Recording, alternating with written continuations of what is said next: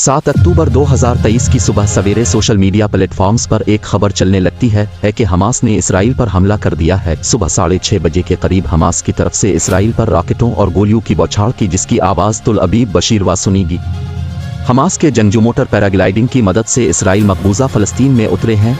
Israel की जानिब से तामीर करदा सरहदों को बलडोज़र से मिसमार किया गया। हमास का कहना है कि इसने 2 मिनट में 5000 रॉकेट दागे, जबकि इसराइली फ़ौज का कहना है कि नहीं, 5000 नहीं बल्कि 2500 रॉकेट फायर किए गए। हमास ने कई इसराइली टैंक तबाह किए, इसराइली शहरी पकड़े गए, इसराइली फौजी अड्डों पर हमले किए गए। हमास के आर्मी विंग अल-कस्साम ब्रिगेड के सरबरा मोहम्मद ने एक ऐलान किया और लोगों को बताया कि ये ऑपरेशन को ऑपरेशन अल-अक्सा फ्लड का नाम दिया गया है। हमास के हमले के बाद इसराइल की जानिब से इसे जंग का ऐलान कर दिया गया है। फ़लस्तीन के इलाके गज़ा की पट्टी पर ज़बरदस्त फ़िज़ाई हमला किया गया। गज़ा के रिहायशी इलाके मलबे में तब्दील हो गए, इलाका खंडर बन गया। हर तरफ से सिर्फ चीखें सुनाई दें। किसी ने अपने बाप को कत्ल होते देखा, किसी ने मां को मारते देखा, किसी का पूरा खानदान इसराइली फ़िज़ाई हमले में मारा गया। गज़ा में एक मस्जिद शहीद की गई, खान यूनस के इलाके में एक पूरा खानदान मारा गया, जिसमें 3 लड़कियां और 2 लड़के जिनकी उम्रें सिर्फ 3 माह भी मारे गए। और इसराइल ने इस ऑपरेशन को ऑपरेशन आयरन सोर्ड्स का नाम दिया है। हमास और इसराइल के दरमियान शुरू होने वाली इस जंग में हमास के 1000 से ज़ायद लोग मारे गए। अब तक कई हजार लोग जाँ बहक हो चुके हैं, कई हजार जख्मी हैं, और इस सारे वाक़ये में दुनिया 2 फरीकों में बटी हुई है, जिसमें कोई इसराइल की हिमायत में है और कोई फ़लस्तीन और कोई इसराइल की। कोई इसे दहशतगर्द रियासत करार दे रहा है, कोई कोशिश कर रहा है इसराइल को अमन पसंद मुल्क साबित करने के लिए, कोई हमास को दहशतगर्द गिरोह करार दे रहा है, और कुछ ऐसे हैं जो सिर्फ अपनी ज़मीन के लिए लड़ रहे, मारे जा रहे। उनके घरों पर बमबारी की जा रही है, उनकी मसाजिद को मिसमार किया जा रहा है। ऐसे में आपके लिए ये समझना ज़रूरी हो जाता है कि इस सारी जंग के पीछे कहानी क्या है, हमास क्या है। क्या हमास वाकई दहशतगर्द जमात है? क्या इसराइल दूध का धुला हुआ है? इसकी तारीख क्या है? आज की वीडियो में सब कुछ मालूम हो जाएगा। सबसे पहले इस तनाज़े की मुकम्मल तारीख समझी। 19वीं सदी का वक्त था जब फ़लस्तीन और इसराइल के दरमियान दुश्मनी की बुनियाद डाली गई थी। 1914 से पहले पूरा फ़लस्तीन सल्तनत उस्मानिया के कंट्रोल में था। मौजूदा बैत अल मक़दस की मस्जिद अक्सा, जो मुसलमानों का क़िबला अव्वल है, इसे बैत अल मक़दस भी कहा जाता है, ये भी सल्तनत उस्मानिया के कंट्रोल में था। अब तक सब कुछ ठीक था। इस वक्त दुनिया के नक्शे पर इसराइल नाम का कोई मुल्क मौजूद नहीं था। ये पूरा इलाका फ़लस्तीन हुआ करता था। लेकिन 1914 से 1918 के दरमियान पहली जंग अजीम हुई और सल्तनत उस्मानिया इस जंग में हार गई और फ़लस्तीन पर अंग्रेज़ों की हुकूमत आ गई। अब भी इसराइल नाम का कोई मुल्क मौजूद नहीं है और इस वक्त फ़लस्तीन में अरब अक्सरियत में हैं और यहूदी अक़लियत में हैं। पहली जंग अजीम के दौरान ही बरतानिया ने खुलेआम ऐलान किया था कि वो यहूदियों के लिए अपना मुल्क बनाएंगे। इसे बालफोर डिक्लेरेशन कहते हैं। इस वक्त के मौजूदा बरतानवी सेक्रेटरी खारजा, जिनका नाम आर्थर जेम्स बालफोर था, ने ये बात यहूदी कम्युनिटी के सुप्रीम लीडर लियोनेल वॉल्टर को लिखे गए खत में कही थी। ये इसलिए किया गया क्योंकि वो यहूदियों की हिमायत चाहते थे। आलमी जंग खत्म हुई और अंग्रेज़ों ने फ़लस्तीन पर कब्जा कर लिया और यहूदियों ने खिलकर बरतानिया का साथ दिया, क्योंकि वदा ये था कि उनका एक अलहदे मुल्क हो। It is not the difference of religions which is causing this conflict. The state of Israel does not represent all Jews and certainly does not represent the Jewish religion. According to Jewish religion, all of this is criminal. All of this is forbidden. Basics of Jewish belief teaches that Jews are in a divinely decreed exile. We are even forbidden to create a sovereignty for ourselves. But especially when this is by killing, stealing, oppressing an entire people. This is not only criminal according to international law. This is a true violation of Judaism. And still, those people who choose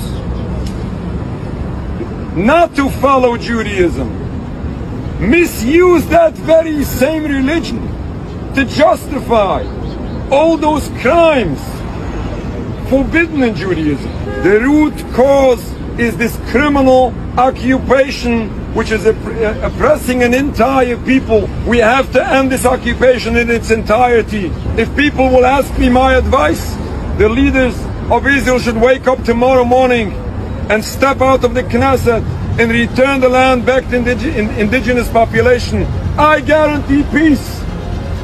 अगले ही अगले ही साल यानी 1948 में Israel ने अपनी आज़ादी का ऐलान किया और 14 मई 1948 को डेविड बैन गोरेविन ने सादा अल्फाज में इसराइल की रियासत के क़याम का ऐलान किया।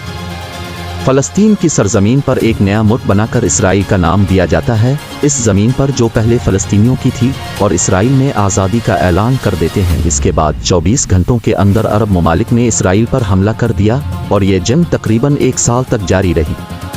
लेकिन इस वक्त इसराइल ने यह सोचकर जंग लड़ी कि उनके पास हारने को कुछ नहीं है, लेकिन अगर वो जीत गए तो उन्हें अपना अलग मुल्क मिल जाएगा। हालांकि इस वक्त इसराइल को अमेरिका और बरतानिया जैसी सुपर पावर की हिमायत भी हासिल थी, जिसकी वजह से अरब फौज हार जाती है।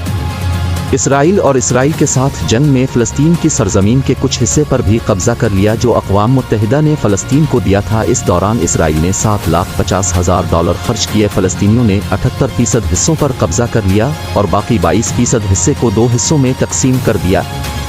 एक मगरबी किनारा बन गया और एक बन गई गज़ा की पट्टी, जिसे गज़ा की पट्टी भी कहा जाता है। 1967 में एक बार फिर इसराइल ने 3 लाख फ़लस्तीनियों को फ़लस्तीन से निकाल दिया, बाहर निकल करान की ज़मीनों पर कब्ज़ा कर लिया, और जो यरूशलेम था, इसराइल ने इसके मगरबी इलाके पर भी कब्ज़ा कर लिया जहां यहूदियों की आबादी सबसे ज़्यादा थी। मशरिकी यरूशलेम जहां अल-अक्सा मौजूद है, वहां मुसलमानों की सबसे ज़्यादा आबादी थी। लेकिन 1967 में इसराइल ने मशरिकी यरूशलेम यानी मस्जिद अक्सा का रकबा भी अपने कब्ज़े में ले लिया। ये सब कुछ होता रहा। अमेरिका और बरतानिया की मदद से फ़लस्तीन की सरज़मीन पर गासिबाना कब्ज़ा जारी रखा और अक़वाम मुत्तहिदा के इंसानी हुकूक जैसी तंजीमें खामोश रहीं। 1980 में इसराइल ने एक कानून पास किया और पूरे यरूशलेम को इसराइल का दारुल खिलाफा करार दिया। फ़लस्तीन इसकी मुखालफत करता है, लेकिन कोई सुनवाई नहीं होती। हालांकि यरूशलेम वो इलाका था जिसको इसराइल के कब्ज़े में रखा गया था। अक़वाम मुत्तहिदा ऐसे हालात में कानून के मुताबिक इसराइल के कंट्रोल में होना चाहिए था, यरूशलेम को वापस लेना चाहिए था, लेकिन ऐसा कुछ नहीं हुआ। आज भी अक़वाम मुत्तहिदा ने फ़लस्तीन के साथ खेल खेला। पहले इसने यरूशलेम को अपने कंट्रोल में रखा और फिर बिलवास्ता तौर पर अपना कंट्रोल इसराइल के हवाले कर दिया। अलबत्ता अक़वाम मुत्तहिदा के अपने कुछ उसूल व ज़वाबित हैं, लेकिन इसराइल के लिए तमाम उसूल व ज़वाबित इसके पाँव के नीचे हैं। अब ऐसी सूरत हाल में क्या आप अक़वाम मुत्तहिदा को बुलाएंगे? बेबस इसराइल की दहशतगर्दी का हामी बने रहेंगे? ये फैसला अपने करना है। अब हमास की तरफ आते हैं। हमास एक ऐसी तंजीम है जिसे कुछ लोग दहशतगर्द ग्रुप समझते हैं, तो कोई भी आज़ादी पसंद जो अपनी सरजमीन अपने मुल्क के लिए लड़ रहे हैं, इस बात को समझ ले कि इसराइल और अरब ममालिक के दरमियान 1948 की जंग के बाद फ़लस्तीन 2 हिस्सों से बना था, जिनमें से एक गज़ा की पट्टी थी।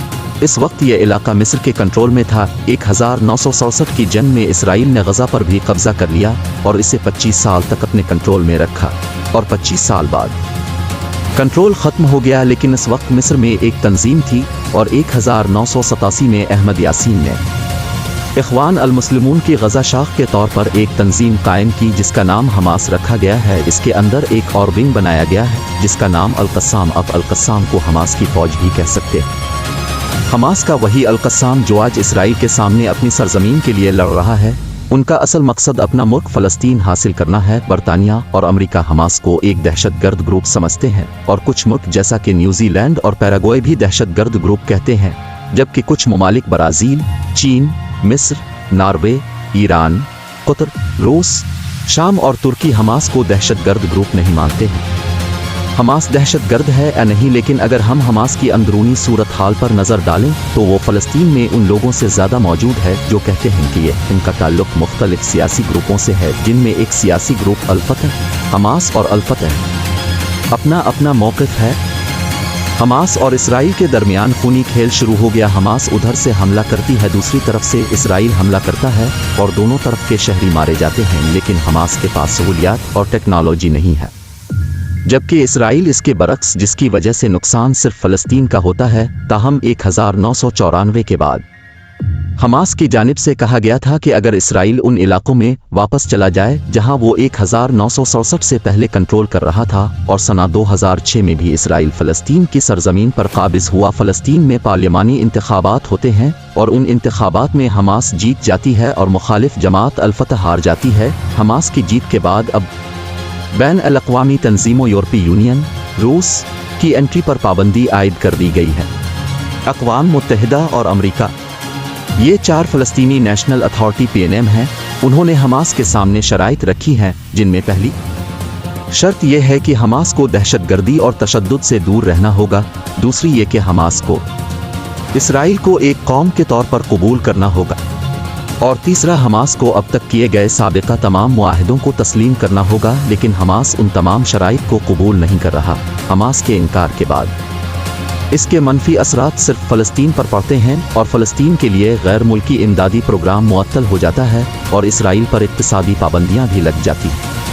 ये सब कुछ 2006 से हो रहा है, हालात अब भी वही हैं। जबकि इसराइल पहले ही फ़लस्तीन की सरजमीन पर नाजायज़ कब्ज़ा कर रहा है, हत्ता कि यरूशलेम जिसे अक़वाम मुत्तहिदा के ज़ेर कंट्रोल रखा गया था, इस पर भी इसराइल ने कब्ज़ा कर रखा है। इसके बावजूद ये इसराइल का मामला है, ये इसके हक में किया जा रहा है, क्योंकि अगर हमास जीत जाती तो इक़्तिदार हमास अल-फतह जो इलेक्शन हार चुकी है, इसके बावजूद फतह को बैन अल-अक़वामी हिमायत हासिल है। हमास ने साल 2007 में हमास गज़ा पर कंट्रोल हासिल कर लिया और इससे मुंसलिक जमात अल-फतह को फ़लस्तीन का कंट्रोल मिल गया, जिसे फ़लस्तीनी अथॉरिटी भी कहा जाता है, और इस वक्त से लेकर आज तक ये कंट्रोल बरकरार है फ़लस्तीन के हुकूक के हवाले से मुआहदे और मुज़ाकरात। जबकि हमास जंग करके हासिल करना चाहती है और हमास के इस जारहाना ऑपरेशन की वजह से इसराइल और हमास के दरमियान जंग छिड़ गई है। अल जज़ीरा के मुताबिक 2008 से अब तक इस जंग में 6407 फ़लस्तीनी शहीद हो चुके हैं, जबकि दूसरी तरफ 308 इसराइली मारे गए हैं, जबकि 1,52,560 फ़लस्तीनी ज़ख्मी हुए हैं, जबकि दूसरी तरफ 6307 इसराइली ज़ख्मी हुए हैं।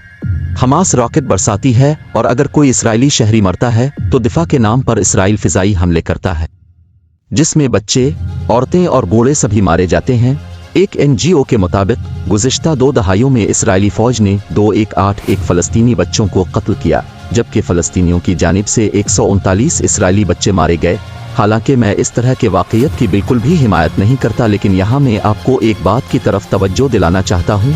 विकीपीडिया पर इस अदाद शुमार को देखें। इसराइल ने 2171 फ़लस्तीनी बच्चों को कत्ल किया और अपने इस घिनौने फेल को इसराइली फ़ौजी कार्रवाई करार दिया जा रहा है। दूसरी जानिब फ़लस्तीनी हमलों में 139 इसराइली बच्चे मारे गए, जिनके लिए फ़लस्तीनी अस्करियत पसंद का लफ्ज़ इस्तेमाल किया गया है। 2008 से 2020 तक जब भी ये ग्राफ देखें, फ़लस्तीन और इसराइल के दरमियान झड़पें हुई, जिनमें फ़लस्तीनियों को इसराइलियों के मुकाबले में बहुत नुकसान उठाना पड़ा। अस्करियत पसंद का टैग लगने के बावजूद खुद फ़लस्तीनियों को निशाना बनाया गया, उनके घरों को निशाना बनाया गया। 1948 से पहले फ़लस्तीन इस तरह तबाह हुआ। आज के दौर में ये सुकड़ कर इस सतह पर आ चुका है, लेकिन फिर भी 21वीं सदी में फ़लस्तीनियों की तरफ से अस्करियत पसंद का टैग इस्तेमाल किया जा रहा है।